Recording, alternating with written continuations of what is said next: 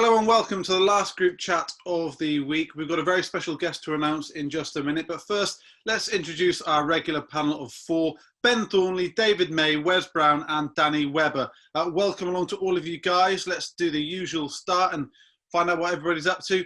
Ben, whereabouts are you? I am back up north. I'm in a Premier Inn. And that's all I can tell you. I'm in a Premier Inn because I'm up here for Maisie's golf day, so. You're waiting for someone else to say something now, weren't you? No, that's why the background is not quite as exotic. Maysie, Ben's up to support your golf day, which we'll chat about a bit later on. But I guess you're just getting ready for that now, aren't you? Yes, Ben came round to the house last night, throwing through a few arrows at the dartboard. Finished all my Cloudy Bay off, 2 bottles of it, which was very nice of him. I'm not sure whether Ben's actually up for my golf day. I think he's up because we've got the Great Northern Pie Company delivering a load of beautiful pies. So I think he's actually up for that, really. Great support. Fingers crossed, it'll be a nice day. It's looking good outside, so be a great day, raising loads of money for a worthy cause. Yeah, more on that in a bit. Wes, you are busy yourself right now with soccer aid training, so tell us what's happening. Yeah, it's good. I'm just in my room. I've got training straight after this. Everyone met up last night and good laugh. We had a good day training and we've got little competitions today. We've actually got a competition to see who has the home dressing room. I think it's a penalty shootout, so that should be interesting. Definitely. Well, you've got to win that. You've got to be in that home dressing room where you've spent so many of your years, of course. I hope so, but you never know. Danny, finally, what's going on, mate? What are you up to? All good, mate. I've just done the school run. I'm at home at the moment. I'm on the phone all day, couple of calls to make. Nothing magic, mate. Nothing out of the ordinary. Good stuff. Right, let's crack on then. We're going to begin with a bit of reaction to the show on Wednesday, which became the most watched group chat we've ever done. Well over 300,000 views on the last count, which goes to show when there's something interesting to talk about, when there's a good bit of transfer gossip, Maysie. People love that. Yeah, it's great that we've got a fantastic player in. Our guest today will know more about him, really. But yeah, it's nice to get up into those figures. So normally it's probably around over 2,000 people, probably. They're probably fed up with this show being our 90th or 100th, whatever it is. But no, it's good to have all our fantastic fans watching us. It is. Yeah, really good numbers, that, Danny, isn't it? To get to over 300,000. But when you get a signing like Donny van der Beek, which we'll talk about in a bit, it does just fuel people's hunger to read about football, to hear about football, and to get excited about the upcoming season. Yeah, of course, and you know, fans who don't know much about him will want to learn more. And the fans have been waiting for a while now, watching other clubs sign, as we've said, watching other clubs sign players. You know, he's our first real marquee signing. So yeah, it doesn't surprise me that people want to know more. You know, we've got that many fans around the world. It's you know, they're desperate for knowledge. Yeah, Wes, we'll speak to our guest very soon about Donny van der Beek, but it has generated a lot of interest, and social media has gone crazy talking about what is a really good transfer. Yeah, I mean, he's a really good player, and if I'm being honest, I love the way the club's done it. Very undercover. No one really thought, you know, anything was happening, and then we go and sign a really quality player. So it's nice that we've done that, and you know, hopefully there's a few more now that we don't know about as well. Yeah, that's it, isn't it, Ben? We want to reach those figures again by announcing another new signing quite soon and get excited about someone else coming in, because, like you boys have said before, probably need maybe another 2 players to strengthen that squad. Yeah, it's great that we've managed to get Donny van der Beek over the line, and there's reasons that, you know, will become apparent from, like Maysie said, somebody that has probably seen him a lot more than we have. He's obviously a player that is going to excite people. We've already mentioned about what he can do, where he can play, the goals that he can score, and what he can add to the team. But yeah, it would be brilliant in another 7 days' time if we could be sitting here talking about another addition to Manchester United squad, because at the end of the day, I think we're all very aware of the fact that we do need a little bit more depth to our squad if we are going to be challenging for honours at the end of the season. But no doubt about it, Donny van der Beek is a great start. It certainly is. Some of the comments that have come in on this group chat include this one from GH. This lad is pure class. He's an aristocrat of a footballer, as cultured as they come. Adona Shakur said a super quality signing for depth. Now on to the right wing and centre back. Let's go. Trunk Stuff says all of Ollie's signings have been really clever. Starting to buy players who will actually give us stability rather than just whoever wants the money. Yeah, sure, Maguire was 80 mil, but that's not his fault. Him and Wan-Bissaka have been brilliant so far. Next one from UTD. Don't stop transfer business. Buy Sancho and a CB. All the United fans will be very happy. It's Brian says, get Sancho and we destroy the internet. And Ray Show TV says, Wes Brown has won the infamous treble and double with United. He looks like he hasn't aged. So nice one for you, Wes, that. And then Lexion says, this great, we need more. If Sancho is not possible, let's get Bale from Madrid for that right flank. And that's an interesting shout, Wes, isn't it? Gareth Bale seems to have been destined to leave Madrid for a while. Would you take him? It's a little bit complicated, isn't it? But I mean, I think you would, but there's a lot of money. I think there's too much involved, I'm guessing, to sort out. And he's not played for a while, so Yeah, that's true. Wonderful player, though, Danny, Gareth Bale. I mean, speculation has linked us with him a few times over the years. Do you think that ship has sailed? I think it sailed, unless it was a long deal or something. I just don't see, with the type of players that we've been signing, younger at the younger end of the spectrum, I just don't see Gareth Bale fitting into that. But from a quality point of view, he's different class, and he's got all sorts in his locker. So you never know with a loan, but I just thought I couldn't see us signing him permanently. Yeah, sadly, I think you're right. Anyway, let's get back to the signing of Donny van der Beek, shall we? And bring in our special guest to speak all about him and more. It's a huge welcome to Group Chat to Pierre van Hooijdonk. Pierre, welcome to the show. Thank you very much. Just explain to the viewers watching this your relationship with the guys, who you know here and how you know people. I don't know Danny that well. Wes, of course, I know. David, I know. And Ben, I know as well. I know Ben and David from a trip to Barbados some years ago with some former players. We had a great laugh, especially off the field. Yeah, the legend trips are always something special, aren't they? Of course, we know you best from being the front man for the Netherlands and in Britain, Celtic and Forest probably. We know you best, but you've also spent a lot of time in your native Holland. So know all about Donny van der Beek. So what is your impression of that signing that we've made? I think Man United signed an excellent player. He's still a young lad, but it's an example as a professional for everybody, and also an example of how you should develop as a young boy, coming through the ranks of Ajax and then step by step getting to a level where at one stage you are too good to play in this league, and he came to that point, and then it's the perfect time to join a big club. And when you join a big club after following that path, you're going to be a regular for sure. And you see many examples of young players who are signed up by the likes of United, of City, of Arsenal, Chelsea, but they are signed up at a younger age. They are not mature yet, and then they are developing, or they're trying to develop in the youth system, or they are sent out on loan to get some experience. But in my opinion, this is the best way to develop as a young boy, and this is the step at the right time.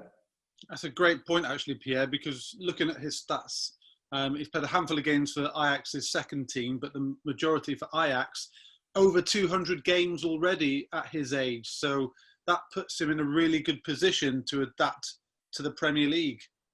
Yeah, physically, and I don't mean the body strength, but his body is strong enough to to be a strong professional player. And I mean, not many injuries during his career so far. But yeah, his main strength is he's a box-to-box player and fantastic football brains, but always there where the ball can come in the box, and a great finisher.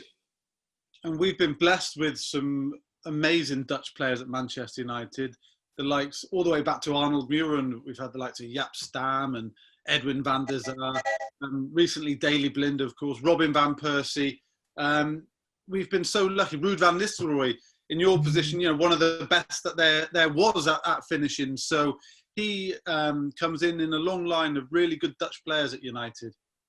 Yeah, for sure. But he comes in, I think, a little bit younger than most of the names that you have mentioned. And I think it suits perfectly by the ambition of Manchester United at this moment in time.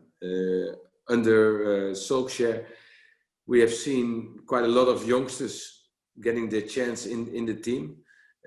Years ago, it was different. It was, you know, N20s, you know, the players who are part of the first 11. But now more youngsters are in the team developing. And I think this is another step. And I'm sure Manchester United will take some more action in the transfer market this season. But this is another step of bringing United back, you know, to where it should be. And which should be, I'm talking about the first two spots in the league. Well said, Pierre. We love you for that. Let's get some questions from all the boys then, beginning with Ben. Ben, your question for Pierre? Yeah, great to see you. Nice to see you, mate. Why is it, do you think that the Premier League has had a history of sort of breeding so many good Dutch players? What is it about the Dutch that seems to fit so well with the English game? I think that's first of all, it's quite easy for the Dutch players to settle in England. I think everybody, or almost everybody, is capable of speaking the language. I think that definitely helps in the early days. So it's not a big culture shock at all. Second of all, I think the game nowadays is a bit different than years ago. But years ago it was you know, I don't want to say kick and rush because that doesn't sound that nice, but it was a bit different. And in our culture, our system, you know, the skills are playing a big part. And years ago, that was not the main strength of the Premier League, of the English players. But nowadays it has changed completely. But therefore, I think in the past it wasn't so difficult for the Dutch players to adapt well to the Premier League. Maysie, your question for Pierre, mate? I was just going to say, Pierre, about you had an unbelievable career, over 500 and odd games, over 300 goals. But you played in the Scottish derby, the Celtic Rangers, and the Feyenoord derby. Which was the best one? The best one, I would say the Scottish derby. And the big difference between the Scottish derby and the Ajax Feyenoord one is that you talk about one city, and in Holland it's Rotterdam, Amsterdam. You know, it's not a massive distance. It's about, let's say, 60 miles. But you know what it's like in Manchester when you have two teams challenging for the same trophies actually, and they are in one city. With the crowd absolutely crazy up there. I've never been to an Old Firm derby. Would love to go when crowds are allowed back in. Was the atmosphere just something really special? Yeah, it was really special, and I also played in Turkey, Fenerbahce, Galatasaray. But the biggest difference is that you don't understand what they are shouting to you. So there's no real violence. You can see that they are not really happy what they are saying to you, but in Scotland you could understand what they are shouting. So although you had to listen very carefully. Great stuff. Danny, what would you like to ask Pierre? While you were playing in the Premier League, Pierre, who was your most difficult opponent? Who did you come up against and think, I've had a hard day against him today? Danny, I'm very honest, every single opponent was a very difficult one when I was playing for Forest, because we were not strong enough. We were struggling against all the teams, actually. So, there was not really one in particular, because most of the time I was chatting with them at the halfway line, looking how they were attacking us. Great stuff. And Wes, question from you, mate? Yeah. We've had a lot of, obviously, Dutch players at the club. When you were younger, did you always want to come to England, or was there another league, Serie A, La Liga? Or was it always England you would prefer to come to? The thing is that you are attracted to a league by the players that you know, and at the moment when the Premier League started to bring in European players, the league became very attractive for actually everybody, and of course the money played a big role in that, because otherwise you cannot attract these top players, because they otherwise stay in Spain or stay in Italy. But now players from these countries, I mean, remember Gullit coming from Italy, Zola, all different stars. Ginola was at Tottenham, Asprilla came to Newcastle. That really raised the level and the potential of the Premier League. And then as a player, you want to be part of that. You want to be amongst these players and play against these players. Yes, certainly. As we've seen it develop, the Premier League now is so strong. Although Bayern Munich are setting the benchmark, aren't they, Pierre, at the moment, with their level of play?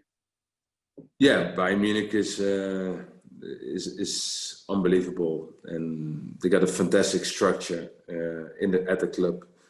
Even though in the beginning of this season they were sacking Kovac, so there was a little bit there was unrest at the club.